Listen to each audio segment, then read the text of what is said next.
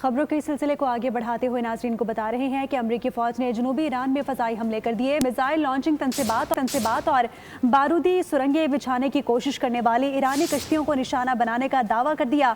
Saint کام کے مطابق امریکی فوجیوں کو ایرانی خطرات سے محفوظ رکھنے کے لیے دفاعی کارروائیاں کی گئیں۔ ایران کے شہر بندر عباس میں رات گئے کئی دھماکے سنے گئے۔ ایرانی میڈیا کے مطابق صورتحال کنٹرول میں ہے۔ جنوبی ایران میں فوجی تنصیبات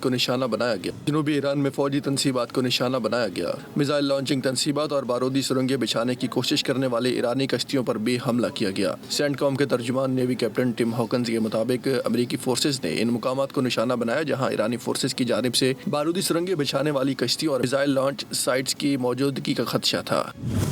امریکی سینٹرل کمانڈ جاری جنگ بندی کے دوران تحمل کا مظاہرہ کرتے ہوئے اپنے اہلکاروں کے دفاع کو یقینی بنا رہی ہے۔ ایران کے شہر بندر عباس اور آبنہ ہرمز کے قریبی ساحلی علاقوں میں دھماکوں کی آوازیں سنی گئی، تاہم ایرانی حکام کی جانب سے فوری طور پر کسی بڑے نقصان یا جانی خسارے کی تفصیلات جاری نہیں کی گئیں۔